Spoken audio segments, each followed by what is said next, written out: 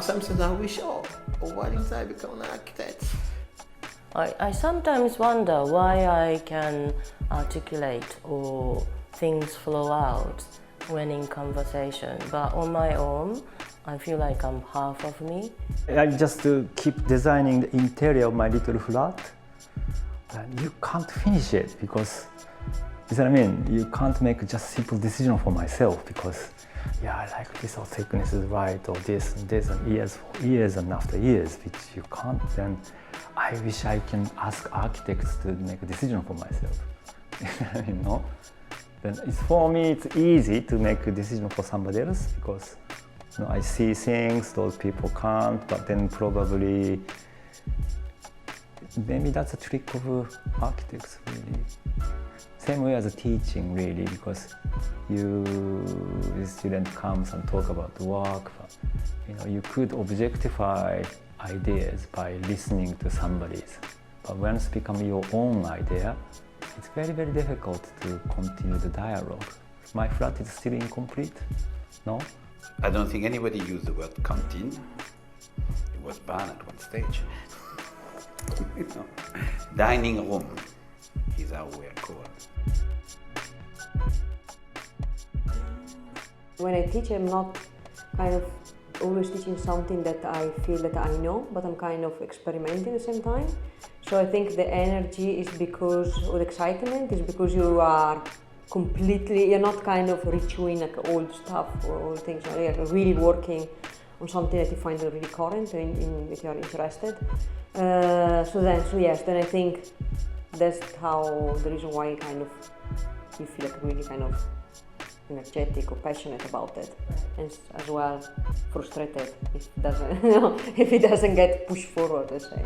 What keeps you young more than anything is the fact that you spend your days and weeks and years with the students here. You spend your afternoons in a jury discussing and debating something, you run from that to another presentation, you get up the next morning, you go to an end of your table, and by the end of it all, I think you spend most evenings unable to sleep entirely, thinking through everything that's been discussed and debated. When I first came to AA, I was intrigued by the models, what they built, because I never knew such thing existed.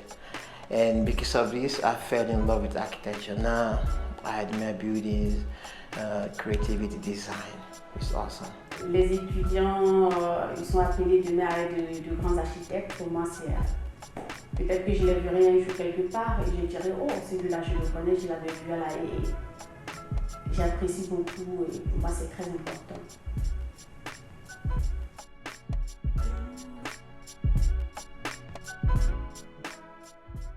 It's about taking them out of their comfort zone, and you gain an understanding of place and of landscape by going out there and talking to all these people in a way that you couldn't from Wikipedia research. Architects have a long history of doing competition entries or international projects from distant research. There's something about bearing witness to these landscapes and being within them, which generates a new understanding of what they actually are and what they mean, because you unravel and uncover stories that are much more unexpected and that aren't part of traditional media narratives. When I started at the AA, I was much younger, single, no children. And lots of people who are still at the AA now, like Joel, like all this, we were all single and young and things like this, and party, and now we're all responsible parents, so we behave. Everybody's like, they have deadlines and tables and juries and stuff to present, so right now it's really crazy. It's full of people, have all of the machines working. It's super hot because of the same thing, and it's just a really stressful time of year. But normally it's like very chilled and you can work at your own pace. The fact that sometimes the students actually don't get it quite right, and we have seen a few sort of bit monstrosities actually built. A couple of them sort of on the dangerous side and sort of had to step in and help out. But it's always come out in the wash well, generally. It's a really good sign. My wife says they own me, which I think is fantastic, you know? That I do get text, phone calls, famous one, 2:30 in the morning when your student called me up and she said, Chris, my computer's having a problem, what do I do?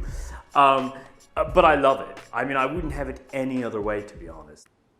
Oh, this is my oldest daughter, 4-year-old singing.